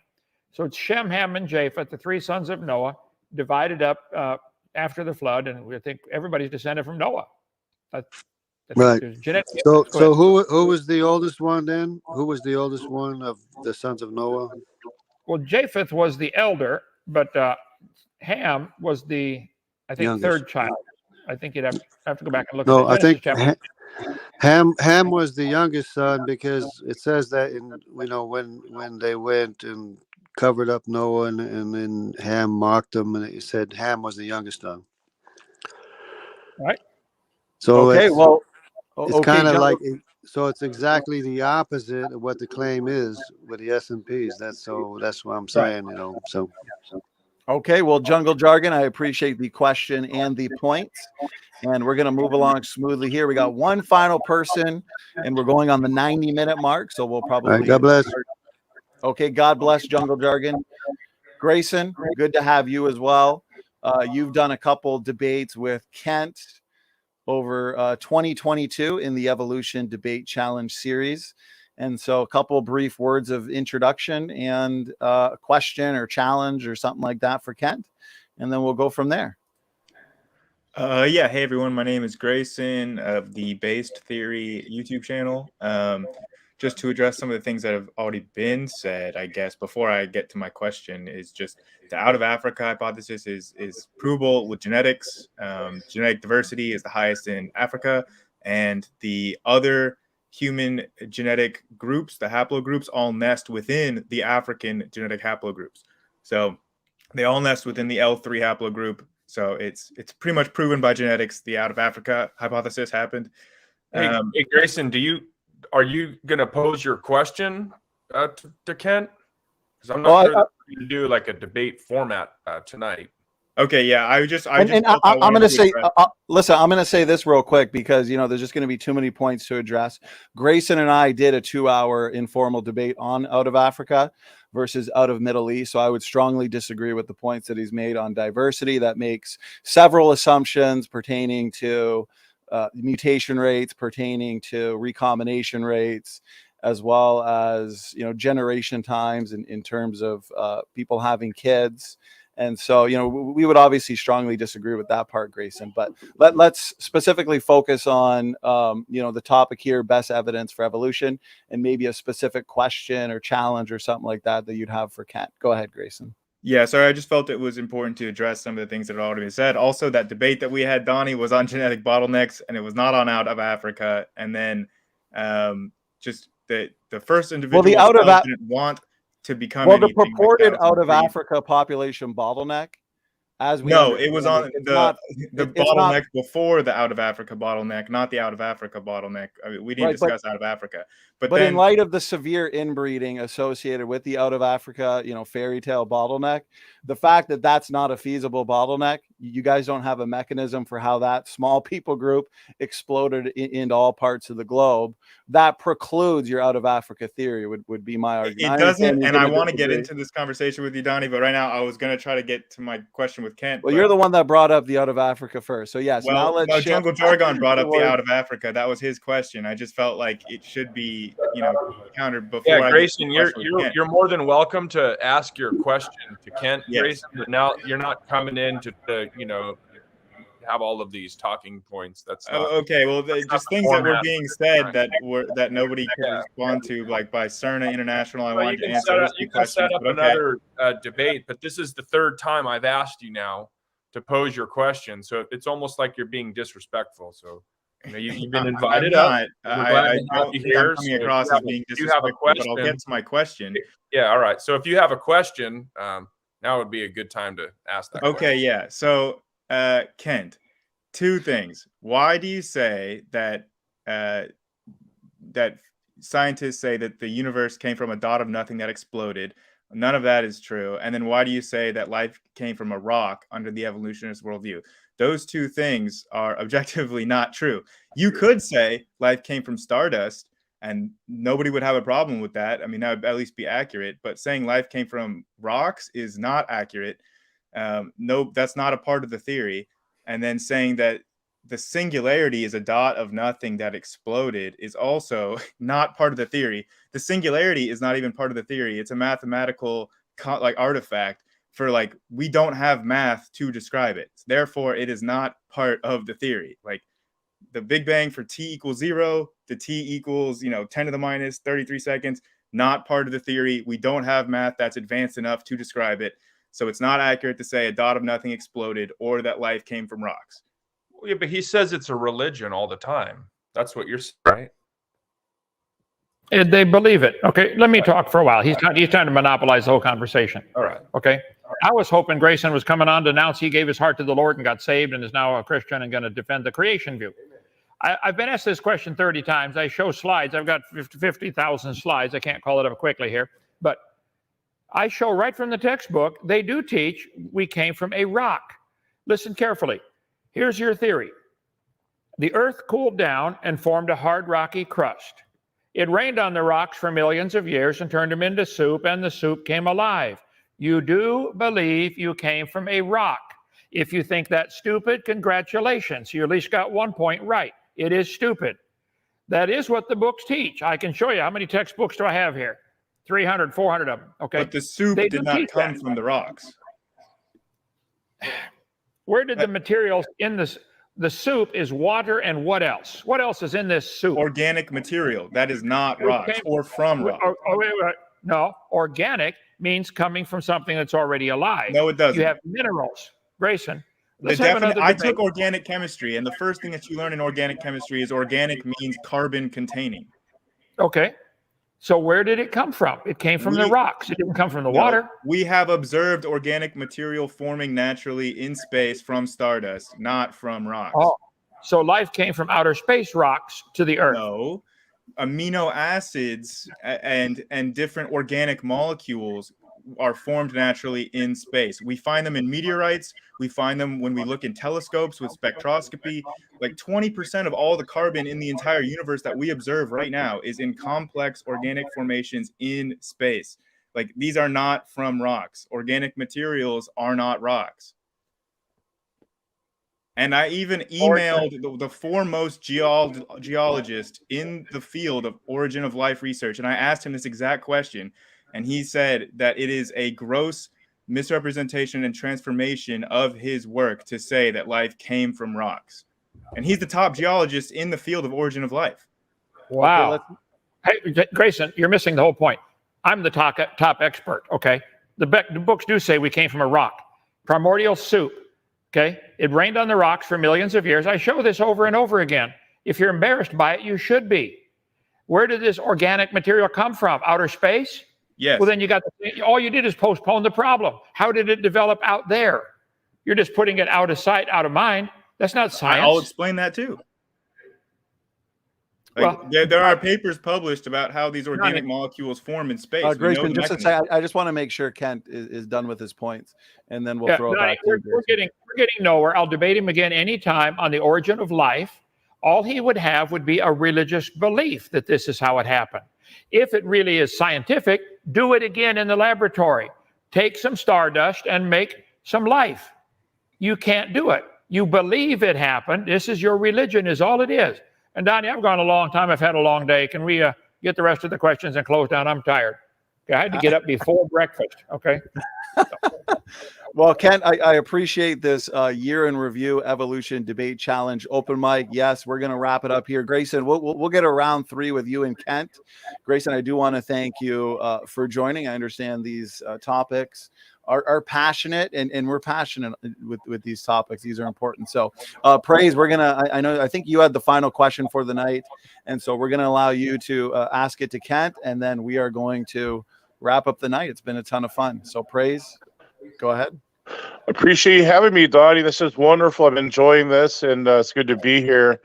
I had a question for Kent regarding transitional fossils of supposed hominids. So the Neanderthal, I think the way scientists explain it, they had a bigger skull cranium, and they were generally bigger beings than Homo sapiens.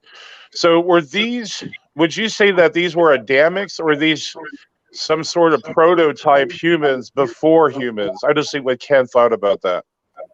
Well, okay, go ahead. There's a wide range of people on Earth today. We have pygmies that they reproduce pretty small people. We have large people. We have all kinds of dark skin, light skin. There's a wide range of people today. There is no such thing as transitional fossils. How could a fossil count as transitional?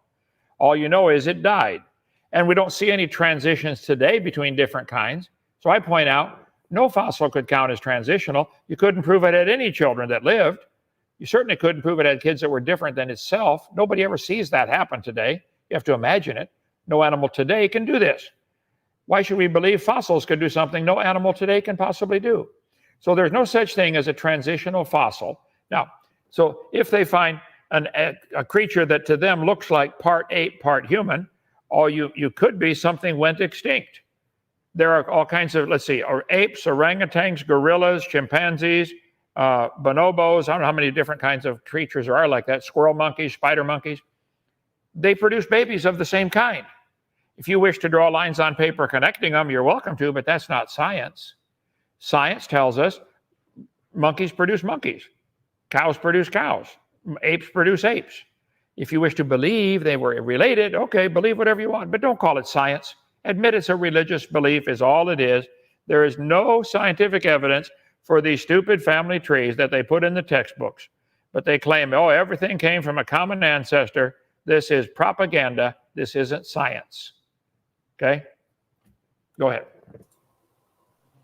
I completely agree, and I appreciate that. I mean, so as far as Neanderthals, you think they're just bigger humanoids? Is that the way you look at it? They're just humans? There's a whole book on the topic of Neanderthals, probably a race of people that were deformed from disease. If I've got this on my video number 2 of my series about the so-called cavemen. It'd take me a while to call up the slides, but I cover that in great detail. Or a great age. See, the Bible teaches very clearly that before the flood came, the people lived to be 900 years old.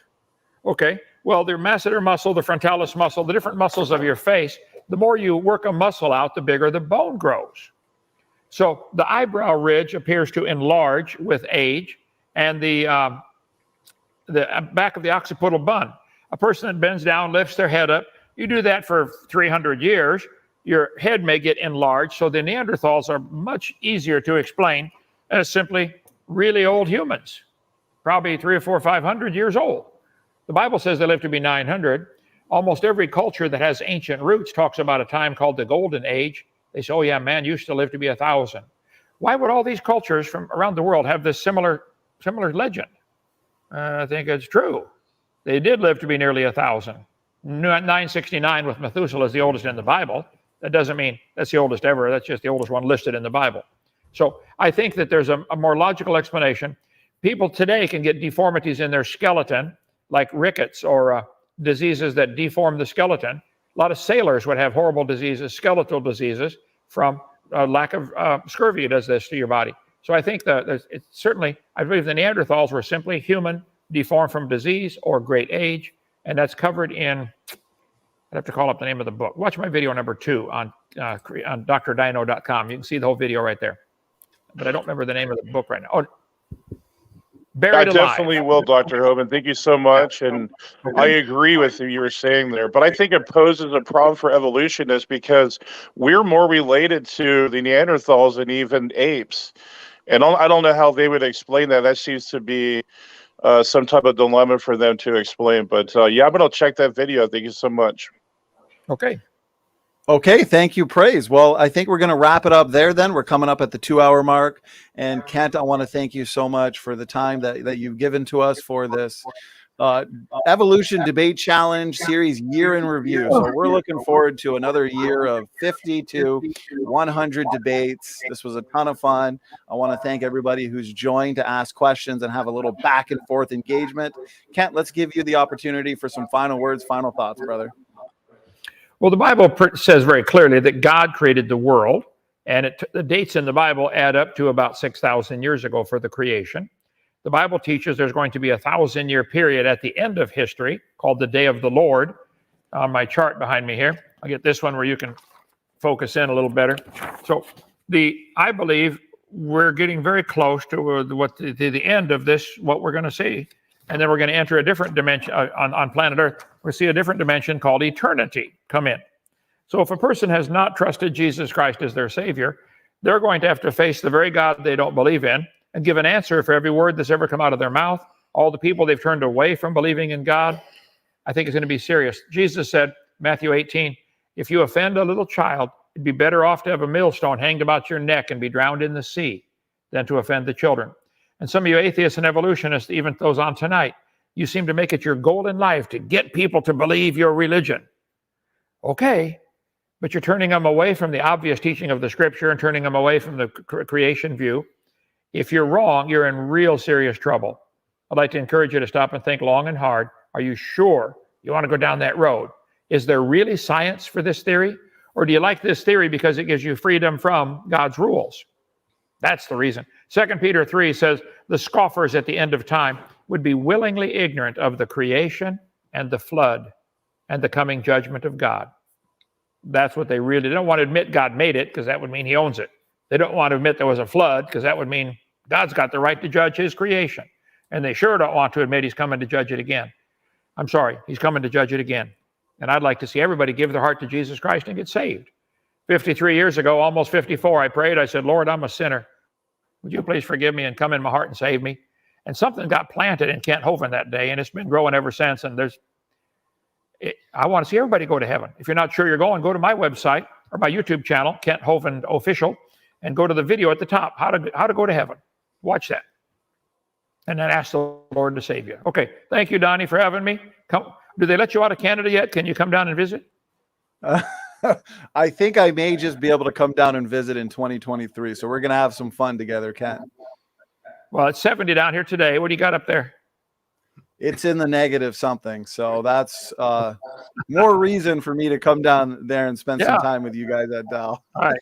Thank you, brother. Okay. God bless, brother. And we're going to let you get out of here, Dr. Hovind. So you get some sleep. Okay, Sam, it's just me and you, brother. Oh, that was fun. Before, I was going to say, before we completely wrap it up, here's some bonus footage. You did a great job moderating. Pretty soon, I am going to be out of a job because you're doing a better job than me. And so, what are your thoughts on basically the open mic? Anything you wanted to add? And just thanks for doing that. You know what? I'll hire you to run my channel called Standing for Truth. I'm just no, it was great. I would just encourage everyone, kind of like double down on what Kent said, that, if it is the case that there is a God, and you're going to meet God someday, that's an important thing to get right. And so I would encourage everyone to, take that seriously. And of course it is my position, my rigid position as a Christian, that there is a God and that day will come. And that's why I'm here. Amen, brother. Amen. There's a reason I call you the evolution destroyer, because you're unstoppable. You get lots of sparring over there in Clubhouse. Yeah. And so hopefully we can get some of those Clubhouse atheists and evolutionists to take the debate challenge in 2023. We'll see. Okay. Well, let me give a couple shout outs for what we have coming up. So we're kicking off the year strong. And so we had a solid debate that I want to recommend people check out. We started the year with an eschatology related debate, the Great Rapture debate. Pastors Matt First and Daniel Eldridge duked it out in the debate octagon. Is the pre-tribulation rapture biblical? Of course, tonight was year in review. I think it went well. We had a lot of engagement in terms of the open mic, a nice solid mix of creationists and evolutionists. And so if you're of the evolution persuasion and you want to debate the topic of evolution with either Kent or myself, or Professor David McQueen, T-Rock, the number of us that are doing these debates. I myself did about 12 this year, mostly on endogenous retroviruses and genetics related arguments as they relate to ancestry. So reach out and we will do our best to fit you in. Grayson was here tonight, and so him and Jamie, best buds here, they've been there's some heat going on with them, and which is why this is going to be an epic debate. Big Bang to evolution. This will be first thing next week, and tomorrow we are mixing it up. So tomorrow we got a solid debate on soteriology. Joshua Gibbs and Dan Chapa, the Great Salvation Debate. And so 2 scholars here, 2 seasoned debaters. This is going to be a ton of fun. And Saturday, we've got a debate on dispensationalism. Did the 12 teach a different message than Paul? David Preston and A.K. Richardson. So with that, everybody, thanks for tuning in. Thanks for the support. Thanks for the super chats. Thanks for the questions. And thanks to those that have joined the open mic. 2 hours really does fly by. And so, Sam, thanks for being here as a co-host and co-moderator. We'll talk soon, my brother. Man. And we'll have to do more of these open mics throughout the year. As a matter of fact, I've been in talks with Creation Research Team. With some of our favorite creationists, John Mackay, the creation guy, and Joseph Hubbard. And we are going to hopefully pick a day sometime in the next month or 2 where we can do an open mic with John Mackay and Joseph Hubbard. And so to the evolutionists, bring your best arguments and challenges to them. Sam, final words before we shut it down? That's it. Take care, all. Happy New Year. Happy New Year. God bless.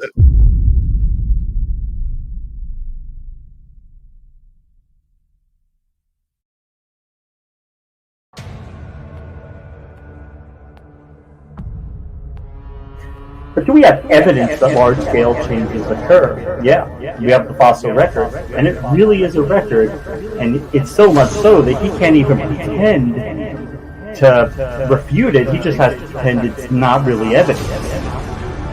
But anybody in this room who calls yourself a Christian, if you think you have scientific evidence to indicate you're God, bring it. You ain't got it. I win.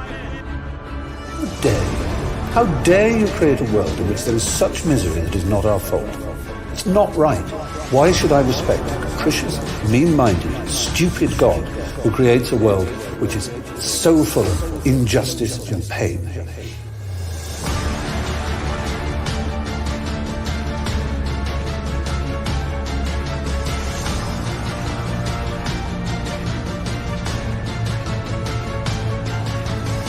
All we've ever seen in the history of humanity is variations happen with limits.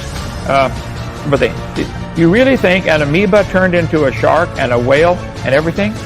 There's no evidence of a single-celled creature ever producing even a 2-celled creature, let alone an elephant or a whale or a human. But they put them on, draw lines on paper. The evolution theory clearly teaches the Earth began as a hot ball of rock.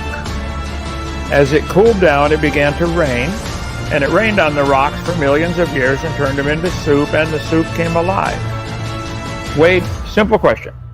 Do you believe you are related to a snail? Just a yes or no. Yeah.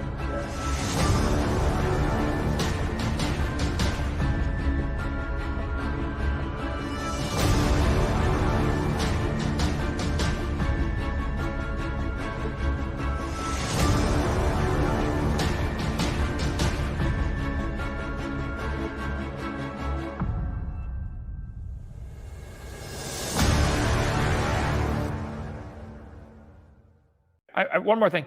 Next time we have a debate, instead of a possum hat, Wade, I got the perfect hat for you to wear. Right here. Oh, hold on.